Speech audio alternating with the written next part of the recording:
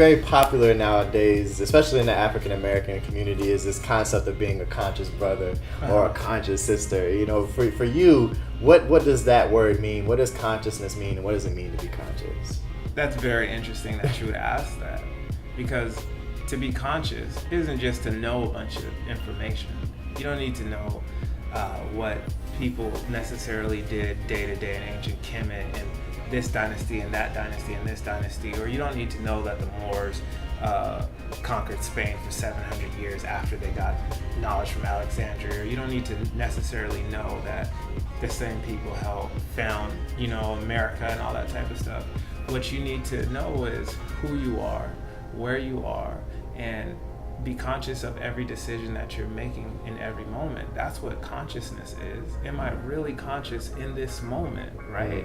Because if I have morality, right? If I have rules that I use to govern myself and I'm supposed to follow these rules, how can I follow these rules if I'm not conscious, right? If I'm not aware of what's going on in this moment. So a lot of the practices that our ancestors and different societies left for us, all those practices basically boil down to us being aware in the current moment. A lot of the times, emotions will cloud out all of our logic.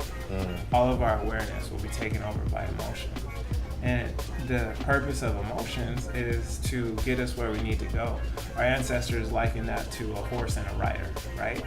The horse would be the emotions and the rider would be the logic, right?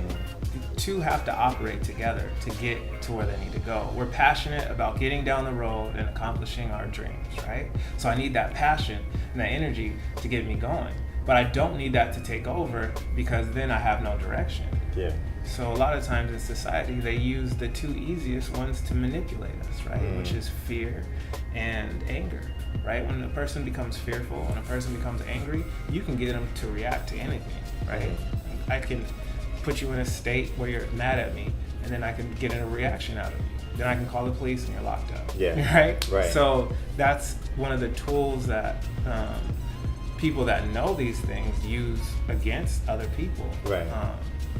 And it's almost like there's another trick that's I'll expose. Most people, when they do an evil act, they make themselves a victims first. They make themselves into a victim. Oh, I got to get this person back because that person did that to me. We need to go attack that country because they did that to us. But it's still an evil act that you are going to commit, right? But you somehow justify it by making yourself a victim. Yeah. And that goes down to the smallest of things. The smallest of things that you're going to do to another person. They lied to me, so I'm going to lie to them. They cheated on me, so I'm going to cheat on them. And it just keeps going. It keeps going. Yeah. But when you become conscious of that, when we become aware of that in every moment to every moment, right? Then it's harder for us to become so reactionary. Then we become masters of the environment that's around us.